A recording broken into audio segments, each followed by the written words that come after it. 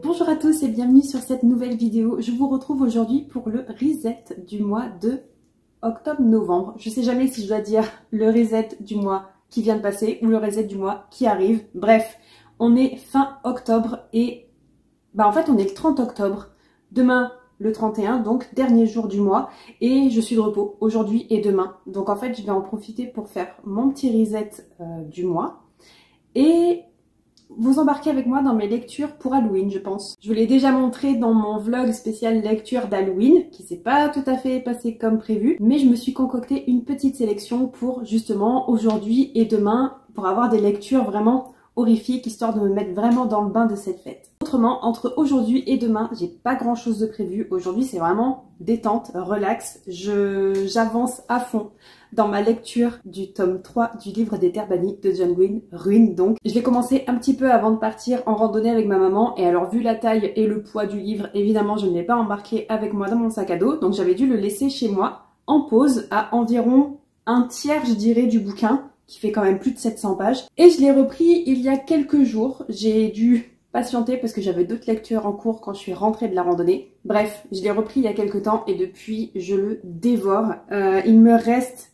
une centaine de pages avant de le terminer. Je suis à la page 628. Et alors évidemment, j'apprécie énormément ma lecture parce que c'est une saga que j'adore. Mais encore plus depuis une trentaine de pages parce que je suis vraiment scotchée. Il y a eu des révélations sur certains personnages qu'on a découverts, qu'on a rencontrés au cours de ce tome, mais on savait pas qui c'était. Et il y a environ une trentaine de pages, on a eu un gros indice sur leur identité et il y a eu vraiment la révélation. Là, il y a quelques pages, je suis vraiment hyper accrochée. Et il y a eu une petite révélation que je n'attendais pas, où je me posais absolument pas la question du pourquoi, du comment. Je pensais que c'était la psychologie du personnage, mais bon, il y a eu la révélation et là j'étais comme...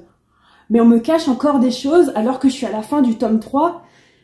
Bref, je me régale. Clairement, je suis pas arrivée à la fin encore, il me reste une centaine de pages comme je vous le disais, mais pour moi c'est mon tome préféré de la saga. J'avais beaucoup aimé le tome 1, Malice, j'avais vraiment kiffé le tome 2, Bravoure, mais alors avec Ruine, je me régale et ouais, je pense que ça va être mon tome préféré. Bref, comme je vous le disais, aujourd'hui, journée un peu repos lecture, j'espère le terminer aujourd'hui, sinon ce sera demain. Et demain, j'ai un rendez-vous médical le matin. Et je pense qu'après, je vais aller chez mes parents pour commencer à déposer des cartons que j'aurais peut-être fait aujourd'hui, si je me lance, parce que je déménage. J'ai vendu mon appartement et donc d'ici quelques semaines, je ne serai plus dans cette pièce, je ne serai plus dans cette résidence. Donc il va falloir que je commence à faire mes cartons et que je m'active. Et après tout ça, j'entamerai ma petite pile à lire spéciale Halloween avec vous.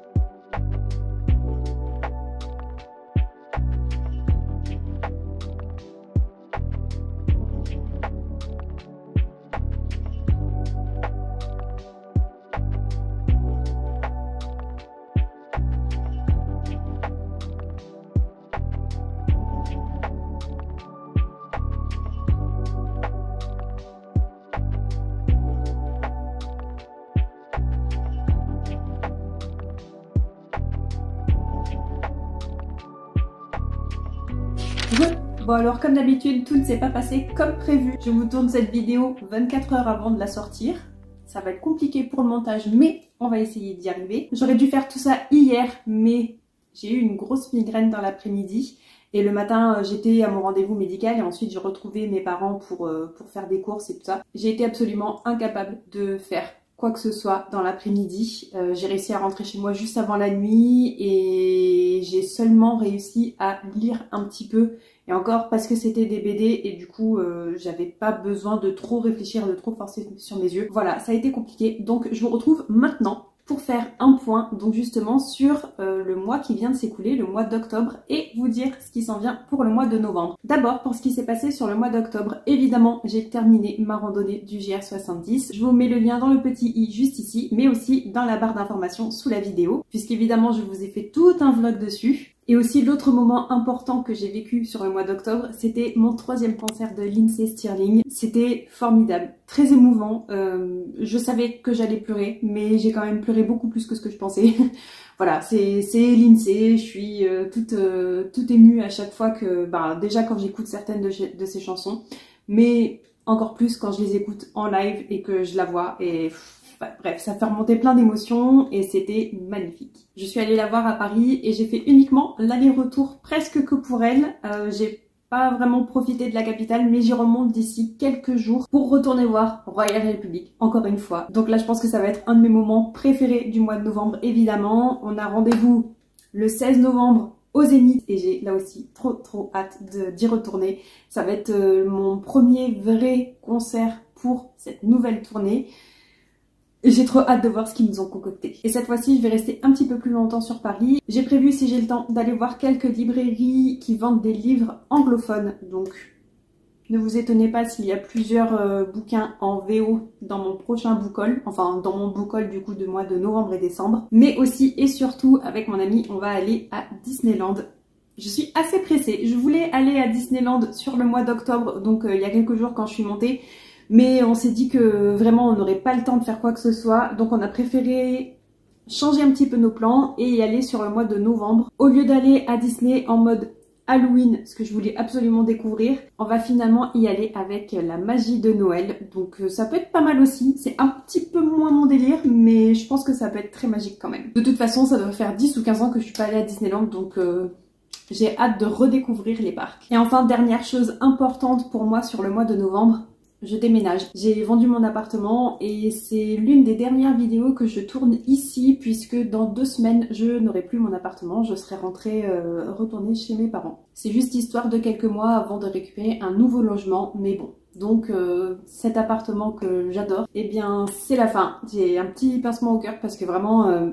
je l'adore, c'est mon petit nid douillet, mais bon, il faut aller de l'avant. De toute façon, pour moi, c'est une nouvelle page qui se tourne et ça ne peut être que du positif, donc en avant. Ça veut aussi et surtout dire que d'ici les prochaines semaines, je vais être dans les cartons et ça, par contre, j'ai vraiment pas hâte. Bon, et sinon, concernant les lectures du mois d'octobre, j'ai lu 9 titres, mais on va rétablir un petit peu les choses. Sur ces 9 titres, il y en a 3 que j'avais commencé sur le mois de septembre et il y en a 2 que j'ai lus hier soir.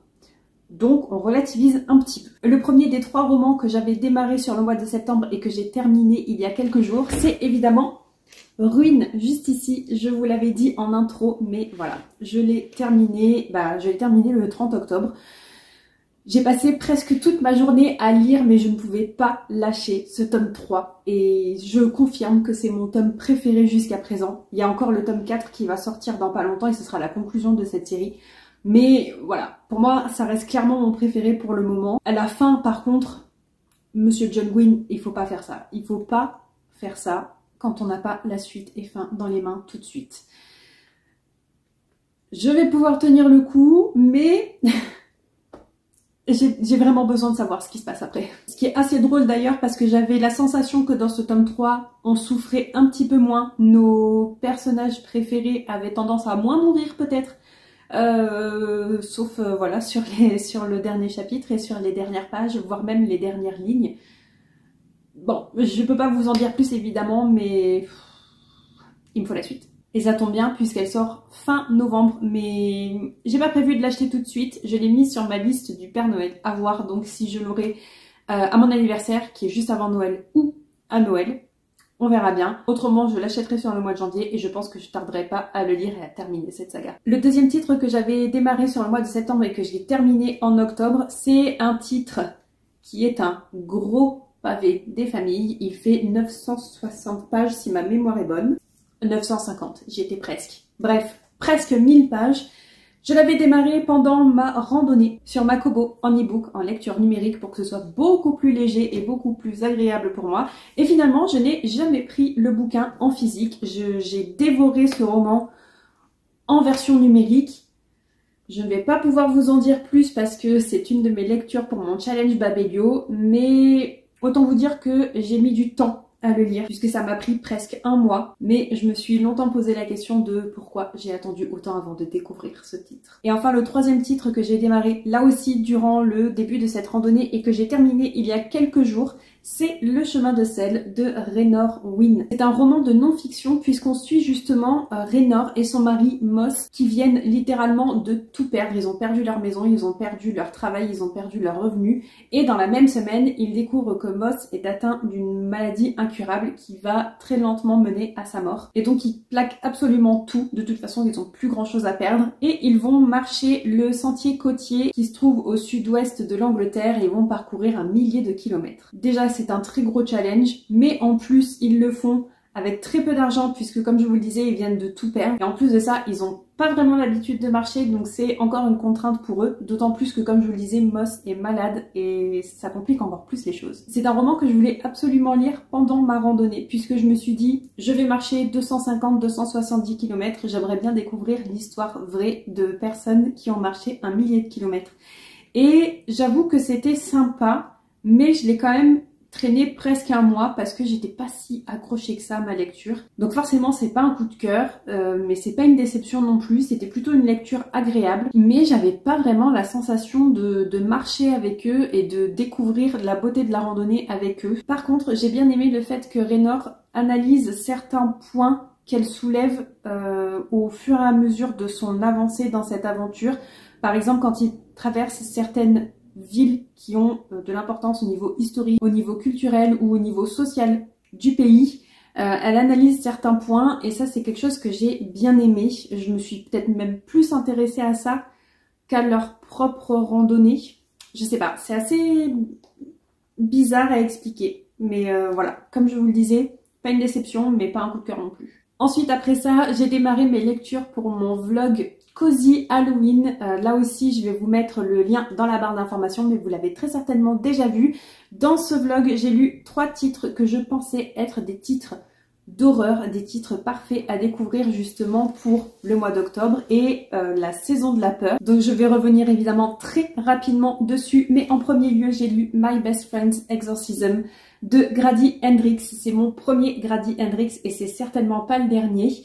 J'ai bien aimé cette histoire de possession, une histoire d'exorcisme, donc comme c'est indiqué dans le titre, ça se passe dans les années 80 aux États-Unis et on va suivre 2 jeunes filles dont l'une d'entre elles est possédée par le diable. C'était très sympa, je m'attendais pas à ce qu'il y ait autant de, pas forcément de légèreté, mais un petit côté assez humoristique, voire absurde au travers de certains personnages et certaines situations.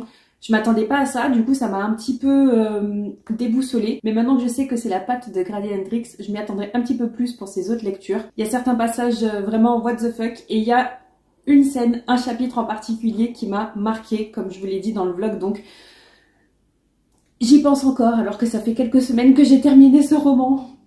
Clairement ça m'a marqué, mais c'était une très chouette découverte, j'ai hâte de découvrir les autres titres de l'auteur. Aussi, grosse mention spéciale pour l'ambiance années 80 et les références culturelles, j'adore. Après ça, j'ai lu Le 13e conte de Diane Setterfield, un titre que je pensais être un classique de l'horreur, mais en fait pas du tout. Je dirais plutôt que c'est un classique moderne de la littérature anglaise, la littérature gothique. Si vous aimez Jane Eyre, Léo de Hurlevent, Rebecca de Daphné du Maurier, vous allez adorer Le 13e conte. Pour moi, ça a été une véritable découverte. Je pensais bien aimer. J'ai tout simplement adoré. Ça a été un coup de cœur. C'est clairement une de mes meilleures lectures de 2024. Et je vais pas arrêter de vous en parler. J'ai adoré l'intrigue. J'ai adoré les personnages principaux. J'ai adoré les personnages secondaires. J'ai adoré les situations qu'on nous décrit. J'ai adoré le fait qu'on soit sur 2 temporalités différentes. Qu'on ait un personnage qui soit en fin de vie et qui nous livre toute la vérité sur son histoire, ou du moins qui essaye. Bref, phénoménal, clairement sous-coté et je ne vais jamais m'arrêter de le recommander. Et le 3e titre que j'ai lu dans ce vlog, c'est La Maison hantée de Shirley Jackson. Là, c'est un classique de l'horreur. On y suit, comme le titre nous suggère, une aventure, un huis clos dans une maison qu'on dit hantée et on suit des personnages qui sont assez sensibles aux phénomènes paranormaux. Donc, il y a des événements inexpliqués qui se passent et j'étais persuadée que j'allais être terrifiée. J'avoue qu'il y a certains moments où j'étais assez mal à l'aise, mais pas au point de m'empêcher de dormir non plus. Sauf que c'est retombé comme un soufflé à la fin avec les révélations et non seulement ça ne m'a pas fait peur, mais en plus j'ai dormi comme un bébé. Il faut savoir que je suis une flippette et que la moindre chose me terrifie. Donc là, le fait que ce soit une lecture qui ne m'a absolument pas terrifiée, c'est pour vous dire à quel point j'ai été un petit peu déçue en fait. Je n'ai pas aimé les personnages, je n'ai pas aimé les dialogues qui n'ont ni queue ni tête et évidemment, je n'ai pas aimé la révélation finale. Donc, c'est pas vraiment une lecture que je vous recommande. J'ai aussi lu Apprendre aussi par bonheur de Becky Chambers dans le train justement pour redescendre de Paris jusque chez moi. Là aussi je l'avais sur ma Kobo, donc je l'ai lu en version numérique et c'était assez court, c'était prévu pour être 140 pages mais j'ai l'impression que c'était même encore plus court puisque ma Kobo me dit qu'il y avait 111 pages. J'avais découvert Becky Chambers avec sa duologie Histoire de moines et de robots que j'avais absolument adoré. J'avais adoré déjà son écriture, son style d'écriture, mais aussi le fait qu'on soit dans une espèce de cosy science-fiction utopie où on se pose des questions existentielles. J'avais trouvé ça extrêmement beau et j'avais hâte de découvrir un autre titre de cette autrice. Malheureusement, ça l'a pas trop fait pour moi. Là encore, pas une déception, mais j'étais pas follement embarquée dans l'histoire, puisque dans Apprendre aussi par bonheur, on suit 4 personnages, dont notre personnage principal qui voyage dans l'espace afin de découvrir, d'analyser certaines planètes pour pas forcément coloniser, mais étendre le champ des possibles. Et voilà, il va se passer quelques petites aventures sur chacune de ces planètes. Il va aussi y avoir un petit mystère au niveau de la relation entre leur vaisseau spatial et les autres êtres humains avec qui ils travaillent sur Terre.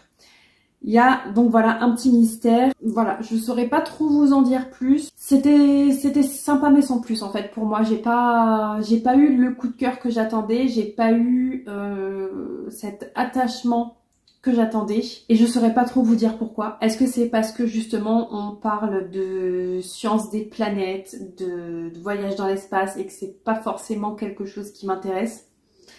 Je ne sais pas. J'ai un peu la sensation d'être passée à côté et ça me déçoit presque un peu. Et enfin, les 2 derniers titres que j'ai découverts ce mois-ci, c'est ceux que j'ai lus hier soir pour ma petite soirée Halloween cosy. Malgré la migraine, donc j'ai pu lire les tomes 1 et 2 de The Nice House on the Lake. Le tome 1 ici et le tome 2 de ce côté-là. Et je confirme que c'est bien 2 tomes qui font partie d'un premier cycle de l'histoire. Heureusement que j'avais les tomes 2 avec moi, puisque quand je suis arrivée à la fin du tome 1, je me suis dit ok, je veux savoir la suite. J'aurais pu vivre sans connaître la suite, mais le fait de l'avoir avec moi, j'ai enchaîné. Ça m'a pris 2 heures pour lire le tome 1, 2 heures pour lire le tome 2, et ça a été de très très chouettes lectures. Je suis plutôt contente parce que d'habitude, les BD et moi, ça ne fonctionne pas. J'ai tendance à avoir la sensation que sur les BD, l'intrigue n'est pas assez creusée. Les personnages ne sont pas assez profonds, les dialogues sont assez superficiels. Et voilà, j'ai l'impression qu'on creuse pas l'histoire, qu'on creuse pas les personnages. Il me manque des choses. Là, ça n'a pas du tout été le cas avec cette première duologie. Et c'est bien la première fois que ça m'arrive. Du coup, j'ai été extrêmement ravie de découvrir cette histoire. Mais pour rappel, le postulat de base, et je ne vais pas vous en dire plus pour ne pas vous gâcher l'histoire, c'est qu'on va suivre une bande de personnages qui se connaissent plus ou moins. Ils ont tous un rapport, une relation assez importante avec un autre de nos personnages et c'est celui qui possède cette fameuse jolie maison sur le lac et qui va les inviter à passer une semaine tous ensemble entre eux. Sauf que l'apocalypse arrive. Et je n'en dirai pas plus, hormis que sur le scénario et les illustrations, ça a été... Alors, je peux pas dire que ça a été un coup de cœur, évidemment, mais ça a été une très très chouette découverte, au point que je me dis que quand les tomes 3 et 4 sortiront, qu'on aura notre 2e cycle, je pense que je vais les découvrir. Et je vais seulement vous montrer la première double page pour que vous puissiez avoir une idée des illustrations. Je trouve ça vraiment magnifique. On a 2 styles assez différents.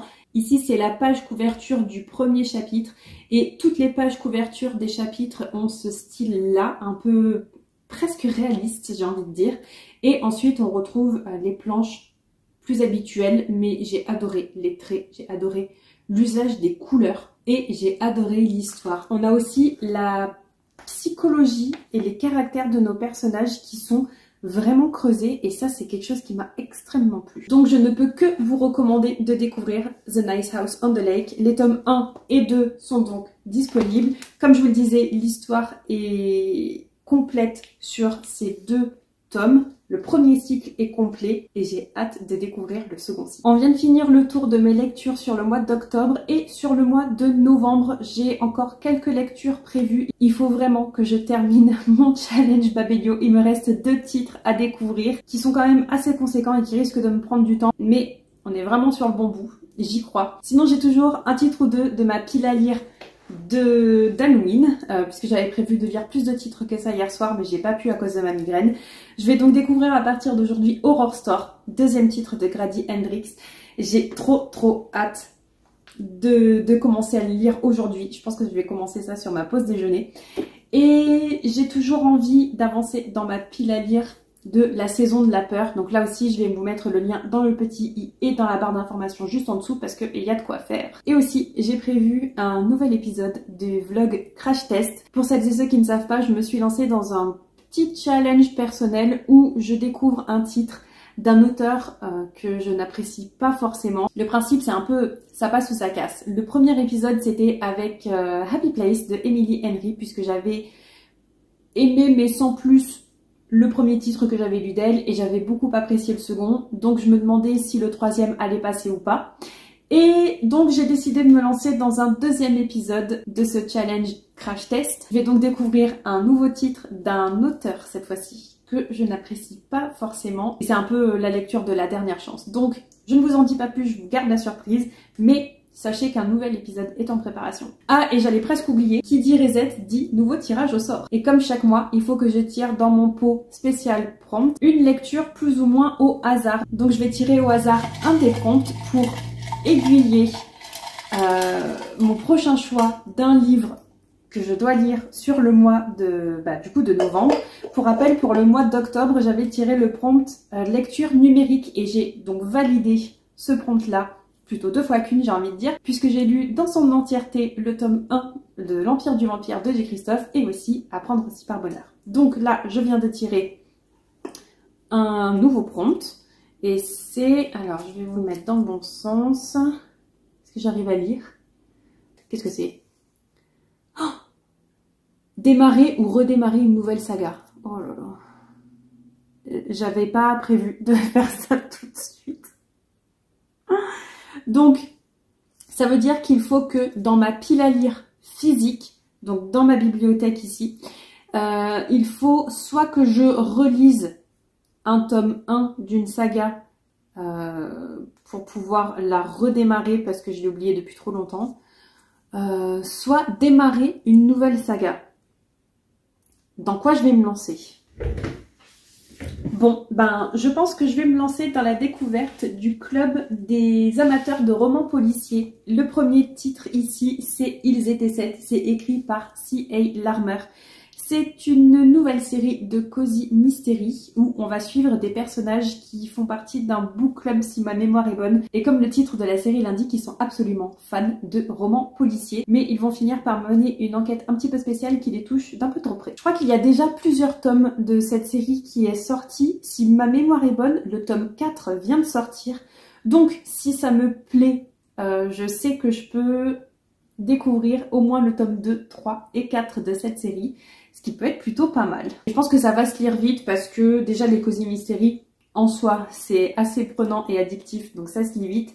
Mais en plus c'est pas écrit trop petit et j'ai bon espoir de le lire assez rapidement quand même. Bon voilà, j'ai encore agrandi ma pile à lire pour le mois de novembre. Entre le challenge Babelio, mes envies de lecture pour la saison de l'horreur et enfin celui-ci, je pense que je vais pas manquer de choix pour avancer dans ma pile à lire. On est arrivé à la fin de cette vidéo. Si vous êtes arrivé jusqu'ici, déjà, dites-moi ce que vous avez prévu de lire sur le mois de novembre et ce que vous avez prévu de faire sur ce mois-ci. Dites-moi aussi si vous avez lu l'un de ces titres que je viens de vous présenter, que ce soit ceux que j'ai lus en octobre ou ceux que je compte lire sur novembre. N'hésitez pas à me dire tout ça dans les commentaires. Et si vous êtes arrivé jusqu'à la fin de cette vidéo et que vous ne souhaitez pas laisser de commentaires trop longs, vous pouvez toujours me laisser un emoji. Ah, vous vous n'avez qu'à me laisser un emoji tasse de thé pour faire un petit hommage à notre club des amateurs des romans policiers. En plus, j'ai l'impression qu'il va y avoir une grosse inspiration Agatha Christie. Je suis assez pressée de le découvrir finalement. Quant à nous, on se retrouve la semaine prochaine pour une nouvelle vidéo. Normalement, c'est le book haul de septembre et octobre qui vous attend.